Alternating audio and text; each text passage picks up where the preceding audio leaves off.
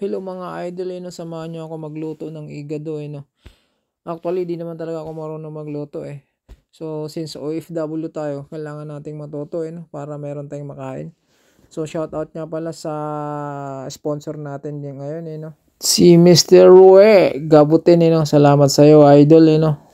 So, ayan, as usual, maghiwa na tayo ng ating mga sangkap, no. Yung dilawang bell pepper, saka yung Duterting bell pepper, at saka yung BBM na bell pepper gawa ng siyempre kulay red, 'di ba?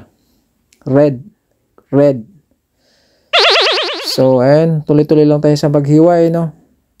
At nang tayo'y makapagluto. So, ito na yung mga sangkap natin, no? May atay, may mga igado kasi. So, as usual, magpakulo na tayo ng mantika, no? Ganun naman lagi. Tapos ilagay na natin yung mga pangunahing sangkap. Hindi na natin yan babanggitin kasi napaka-common naman yan, no?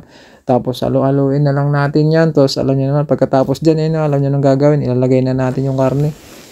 Tapos sa halo-haloin lang, diba? So, ganun lang naman. So, kailangan lang natin matutong magluto para hindi tayo magutuman.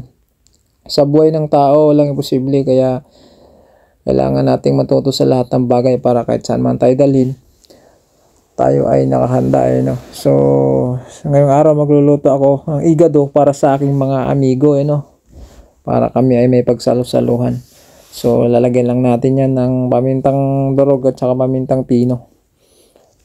Katunayan, ito ay minarinate ko na rin doon ng may pamintang pino, tsaka tuyo, tsaka bawang para pumasok na yung lasa. So, ilagay na natin yung mga carrots tsaka green peas para may katamikan siya kasi meron siyang peas. So, ganoon, charot lang. So, ayan, ilagay na natin yan. Yung bell pepper, ihuli na natin yan kasi madali lang naman yan maluto.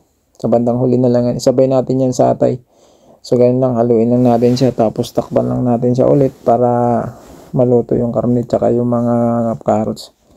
So, nagdagdag lang ako ulit ng tuyo para magkaroon siya ng tuyo. Hindi, joke lang, para may kunting alat. Tapos, ayun na nga, ilagay na natin yung bell pepper para makompleto ng ating sangkap. O, dito na nga, luto ng ating igado ala Franco. So, maraming salamat sa panonood. Thank you for watching. Bye-bye. God bless.